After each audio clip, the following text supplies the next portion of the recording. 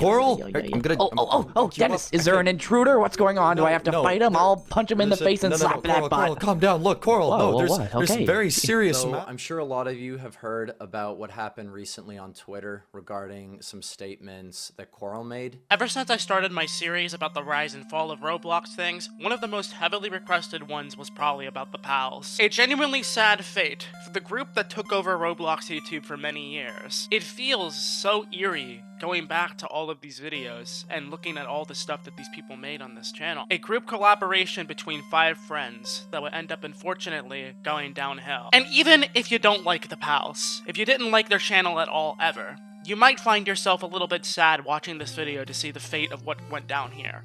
This is the rise and fall of the pals of Roblox YouTube.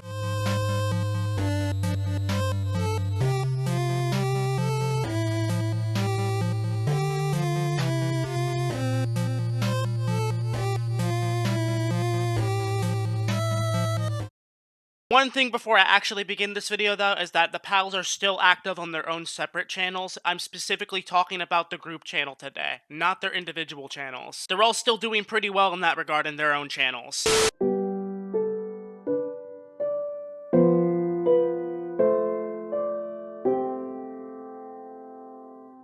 To talk about the pals' success, we really have to begin this video talking about one specific man. One person that started this all the way back in 2013, believe it or not. That man would be none other than Sub-Zero Exabyte. Sub might just be one of the most prolific YouTube geniuses that I can possibly think of. If you look at Sub's stats on YouTube, his achievements are pretty remarkable. Getting billions of views across all the channels that he's ran, managed an entire brand by himself of the pals for brand deals and everything else. But like many, Sub came from humble beginnings. Sub at the very beginning of his YouTube career was just another typical Minecraft YouTuber. Yes, he was a part of that type of trend to try to get his sweet taste of Minecraft fame, and to be quite honest, Sub was pretty successful at it. In 2014, his channel would have around 14,000 subscribers. Working along with Sketch at the time, believe it or not, these two made animations together, and they also collaborated with videos together. Cutely enough, a few years into Sketch's YouTube career, he would end up making a video reacting to these old animations that he made with Sub, and it was a pretty cool throwback. A few months down the line, they would have 150,000 subscribers, and they ended up also changing the channel name to Sub-Zero and Sketch to show that they both collaborated on the channel together. Throughout 2014 to 2015, with Sub and Sketch working on this channel, they would only grow around 100,000 subscribers, which in YouTube time is not a lot. 2016 rolls around. The channel is rebranded once more, and it's just named Sub-Zero Exabyte, Minecraft Roleplays, and more. But Sub was about to dive himself into a journey with a couple of friends of his that they had no idea, I think, at all would get as popular as it would. This would change the lives of multiple people forever. Dennis, Coral, Alex, and Sub. This was the original starting of the pals Roblox takeover. To be successful and famous, though, you need to have the skill set for it. You need to be a good presenter, and you need to be a good speaker. There's only 2 people I can really think of in Roblox YouTube that have been able to hold the audience in the palm of their hand for such a long period of time. One of them being Albert, and the other one being Dennis Daly.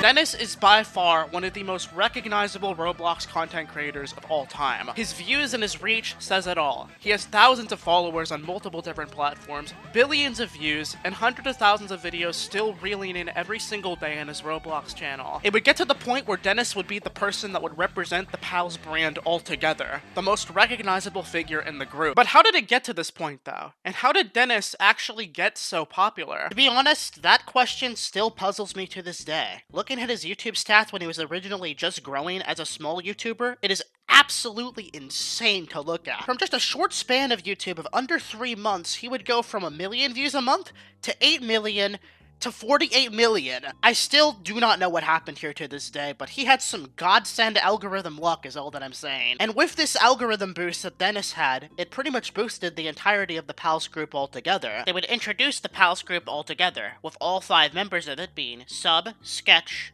Alex, Coral, and Dennis. All 5 of these people in the pals group were very strategic with everything. With everyone in these group videos, everyone would gain popularity automatically from it. This channel would have millions of views and daily uploads of all 5 of them working together on videos, while also in conjunction working on their own YouTube channels. It was basically a free formula for long-term growth on YouTube. You remember what I said in the beginning of this video about how Sub is literally a YouTube genius? I wasn't saying that the stroke is ego. That's serious honesty right there. The pals were not necessarily innocent though. They found themselves in a bit of drama sometimes. Cow calling out the group specifically for copying thumbnails and stealing video ideas from other popular and smaller Roblox YouTube channels. While the thumbnails were not exactly a direct copy, they were traces. That's the best way I can put these thumbnails. And they got called out and exposed for it, and I believe they have removed all of these videos. In the same year in 2017, the pals would also find more drama, with Dennis getting called out directly by a lot of the Roblox YouTube community and the community in general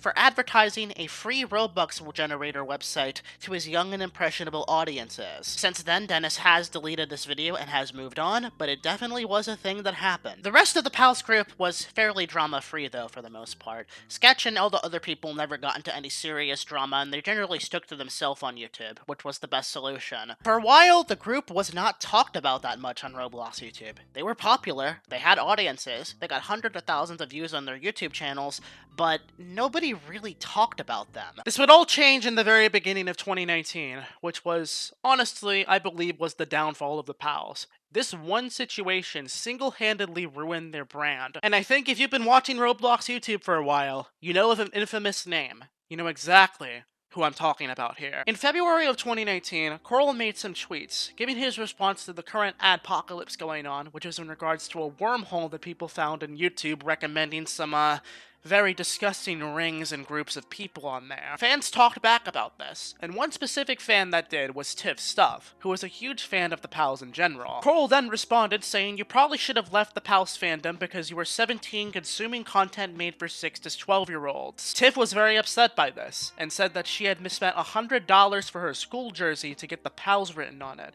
She was a huge fan of this channel, the growth that this channel had. The entirety of the group and the fun friend group that had gone on for years was about to go crashing downhill, simply because of how Coral handled the situation." We all know this infamous line from Coral. He simply called this girl cringe. And this quote, this one single sentence right here, is single-handedly what killed the pals. Coral also going off the deep end and never apologizing after this girl was getting harassed by people to the point where she was almost considering taking her life, was something that put the pals in a very bad spotlight. Time passed by for a little bit in silence, until finally, the pals uploaded a YouTube video talking about how they were letting Coral go from the pals.